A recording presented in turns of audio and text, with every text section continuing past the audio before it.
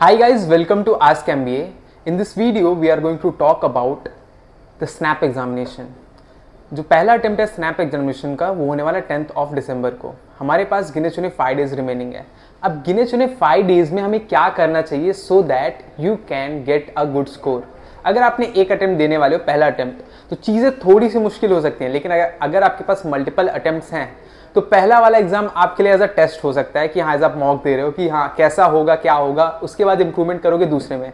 लेकिन जिसका ये सिर्फ और सिर्फ पहला और आखिरी होने वाला है उसके लिए काफ़ी टेंशन वाली बात होने वाली कि हाँ भाई पहले में ही मैं क्या कर लूँ ताकि मुझे एक अच्छा स्कोर आए, ताकि मुझे अच्छा कॉलेज मिल जाए out of that score.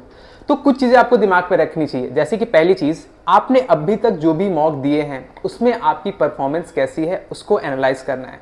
That is the first and foremost thing you should do.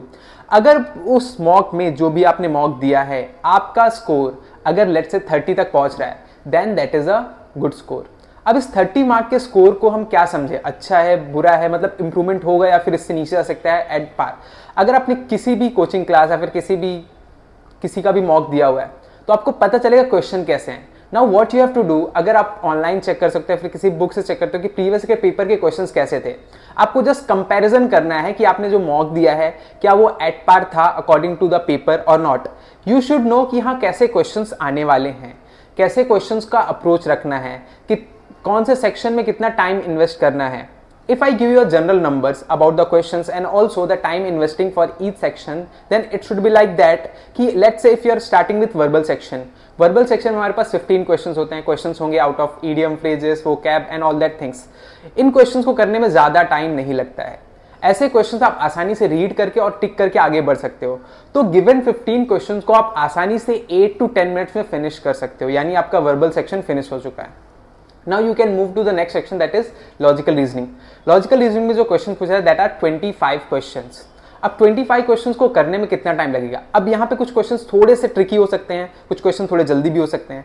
अब इस सेक्शन को करने में अगर आपने 25 to 30 मिनट या फिर थोड़ा 5 मिनट ऊपर नीचे कर लिया, लाइक अप्रॉक्स आप 30 मिनट्स पकड़ के चलो, 30 मिनट्स में आपने 25 क्वेश्चंस कर लिए और यहाँ पे आप टारगेट रखो कि मोस्ट ऑफ द क्वेश्चंस आप अटेम्प्ट करो, कोई भी क्वेश्चन छोड़ने नहीं है. अगर लगता है कि हाँ थोड़ा ऊपर नीचे एक्यूरेसी है तो आप छोड़ दो, क्योंकि नेगेटिव मार्किंग भी है तो उस चीज़ का ध्यान रखना है.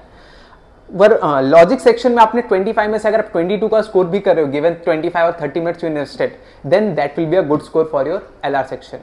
And now let's move the con section. As you have invested approx 30 or 40 minutes, approx 40-45 minutes, the remaining time you can invest in your con section.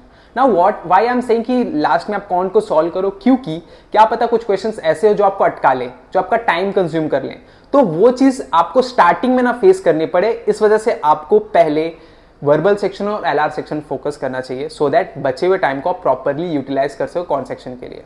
अब कॉन सेक्शन में out of 20 question let's say you are able to do 8, 10 और 15 question according to your availability of time और strength और that things keeping in mind.